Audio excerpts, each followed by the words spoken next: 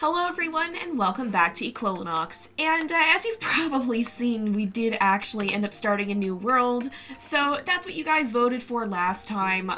Unfortunately, we did have some issues with the current world, and it didn't have enough water to unlock water lilies, but when I logged on this morning, there's actually been an update, and that was one of the things that's stated to be fixed. So if we look at the water here, oh yeah, we have more than enough.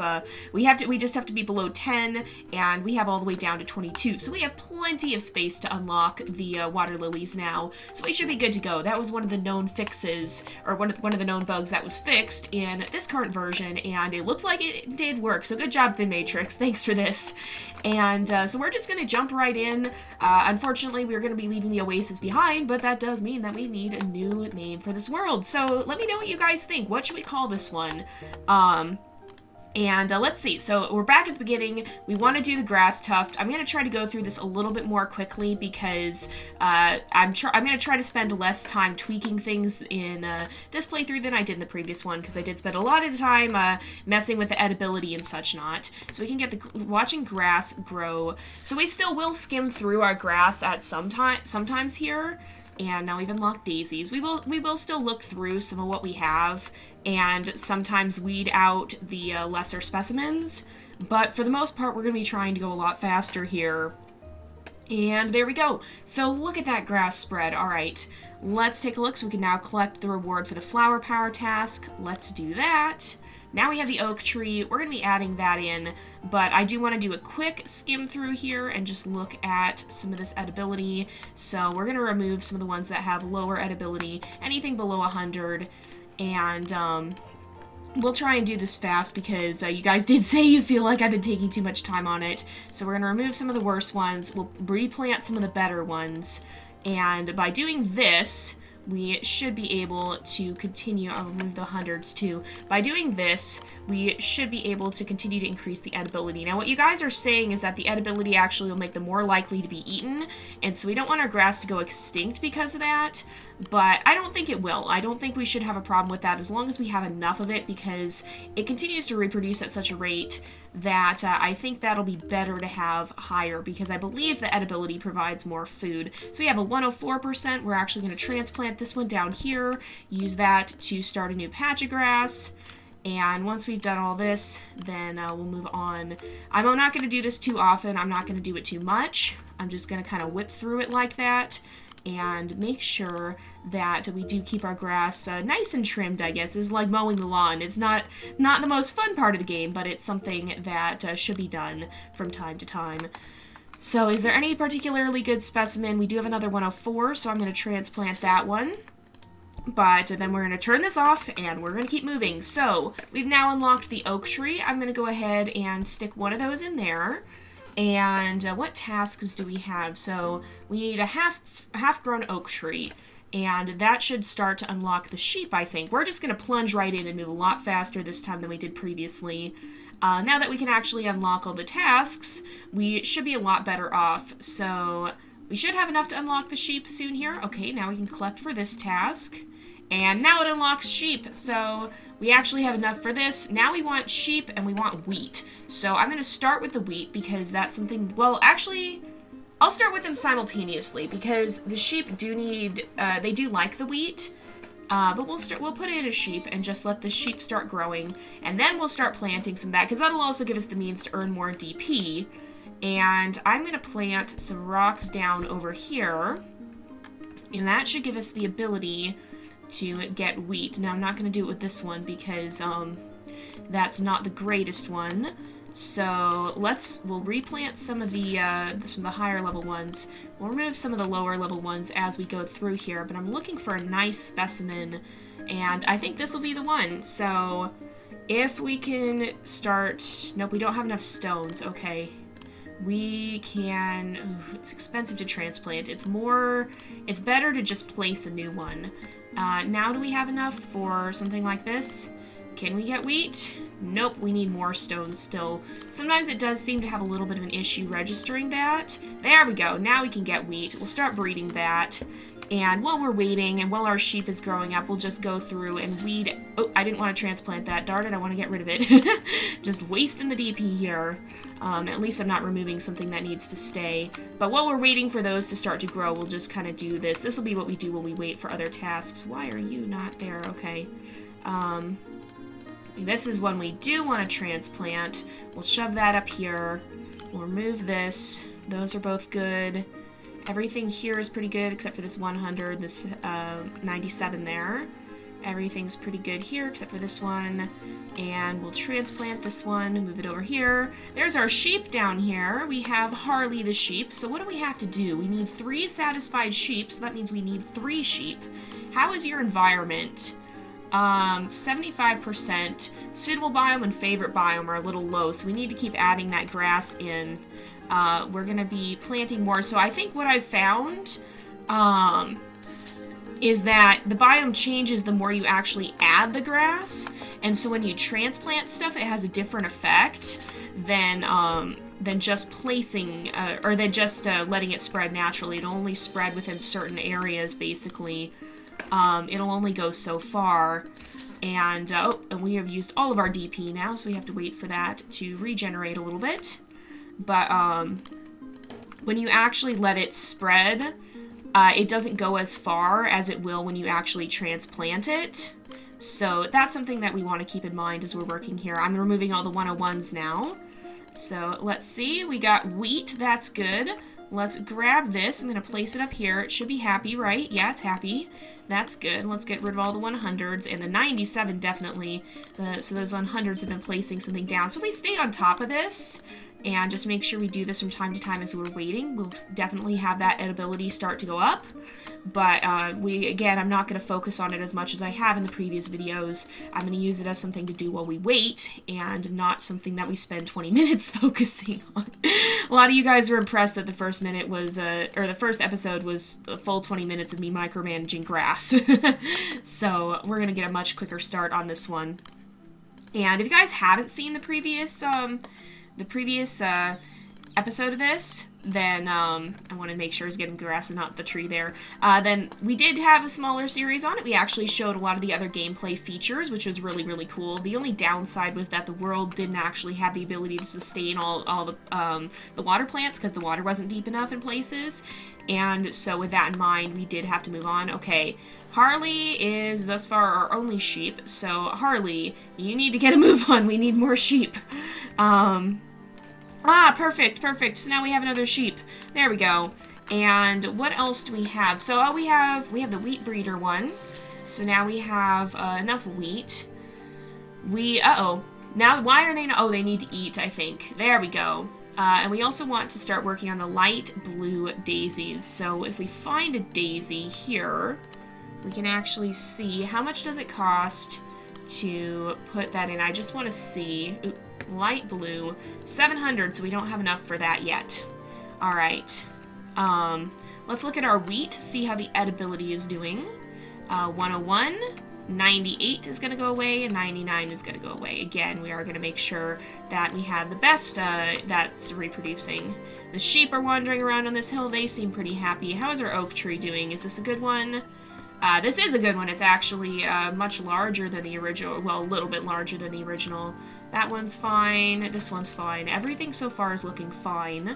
And again, we're kind of just waiting on things to grow. Now we're waiting on getting some more DP, which we need to wait on. Actually, no. Oh, we have chickens now too, but we can't put those near the trees. So I'm going to wait for a moment because we have the tasks to complete. I'll start to fast forward some time here. And look at that nice green grass. I'm going to take a look at the edibility again a little bit here while we're waiting. So we have this 107 is actually really good. I'm going to transplant that down here, and that should start to increase the grass. We'll start removing the 102s and start keeping it going up. You can see the effect that we're having as we're genetically modifying this. Or I guess we're not really genetically modifying it as much as we are selectively breeding it. That would be the word for it. This is what selective breeding is. Selective breeding is actually how we have like our dog breeds, because people would look for the traits that they wanted and they would breed the dogs that had those traits. That's also why a lot of purebred dogs have a lot of health problems, because when they looked for the traits they did want, they often found that those dogs are the ones that had traits that they also didn't want. And so that's why there can be a lot of genetic ailments. Woohoo! We have another task unlocked, or we just finished a task. But a lot of those dog breeds that have those ailments, or a lot of the dogs that had those ailments, would be the ones that ended up getting bred, because those are the ones that had the traits that people wanted. And so unfortunately it became kind of a negative cycle there. So let's go ahead, we'll claim this. We got a lot of DP. We unlocked a lot of tasks here. I'm just going to remove that, and then we'll resume our work here. So there's our very happy little sheep family. Look at them, they're so cute. But yeah, let me just show you real fast. So like, if we look at, well, this one's actually not a good example, but if we look at the size, so we could start nitpicking for size too, because as you can see, some of them are small. So we have a 96 down here. So if we start breeding, like, let's say those two 96s have a really good edibility. Well, that grass is going to get smaller and smaller if we keep breeding those ones for the edibility.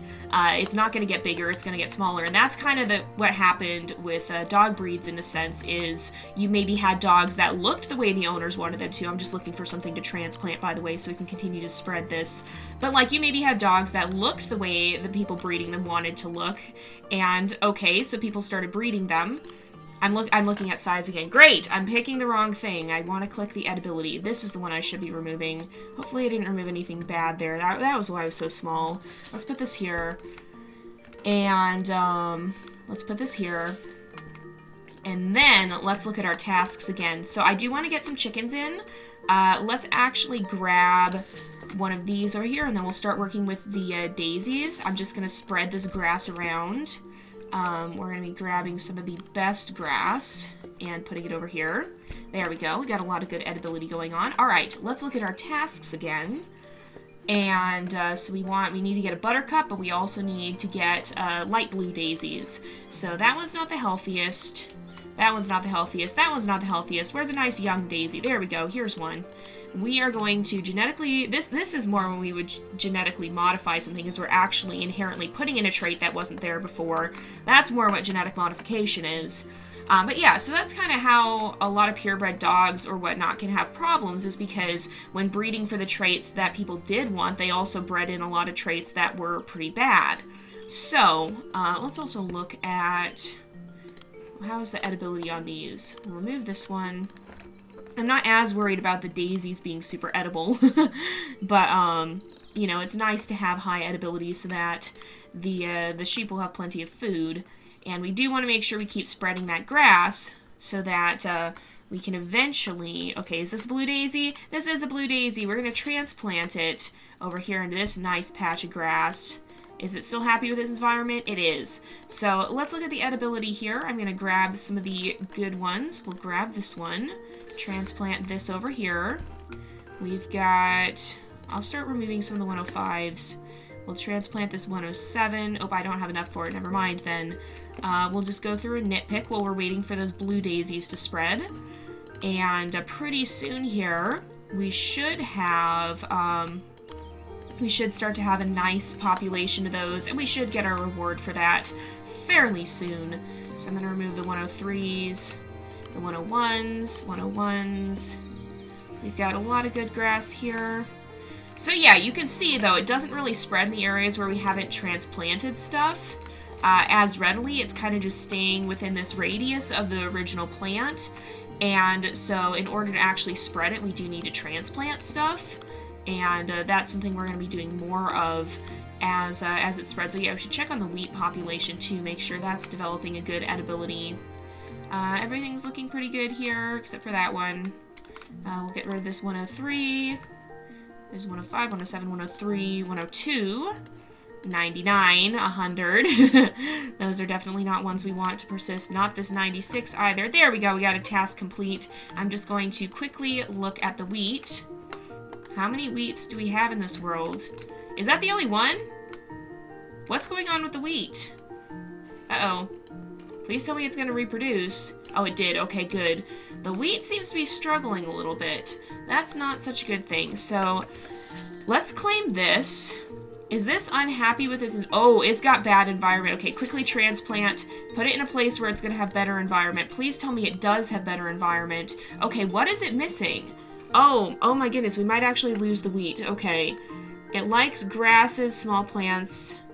Below 20 meters. Oh, okay, so we look here. 19 meters. That's why it was having such a hard time. So we're going to transplant it again. Put it down here. This should give it a bet. Yes! Okay. That's what was happening. So it needs to grow nearer the shores. We'll put some rocks down. Oh, we don't have enough for them. We'll put some of those rocks down. And now this one should do a lot better. It actually has good edibility, thankfully. I'm going to then remove some of these here. Because, we don't need them higher up, and we don't want the wheat spreading higher up because it's going to have some struggles up there. So the sheep seem to be doing pretty well. Let's look at our next task. So we need to get more DP. We need to get the buttercup. Oh, we can control the sheep. That's easy enough. They're all sleeping right now. Harley, you're our original sheep. So let's hop around a little bit. And what are the controls? So with E, we can make the sheep baa. So we'll go ahead and let Harley go back to sleep. We don't want to be bothering him in the middle of the night there. Claim the reward for that. And we also want to put some seaweed in. So I'm going to actually plant some of that because that's a good task we can get started on. We can start putting that in. How is it feeling about its environment? It's happy. We should be able to see that spread pretty quickly as well then. And I'm going to do a little bit more grass, what would you call it? Pruning, I guess, kind of. We'll make sure we weed out the ones that don't have the traits we want while keeping the ones we do. And again, we'll selectively be breeding this. Why is the grass edibility here so low? We must have had one that got really out of hand that we didn't see or something like that. Alright, these ones we want to keep down.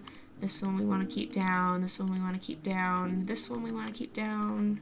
This one. We just want to be careful that the ones that aren't good aren't the ones that are breeding and reproducing here. I guess breeding, is it grass breeding? Is that only for animals? Is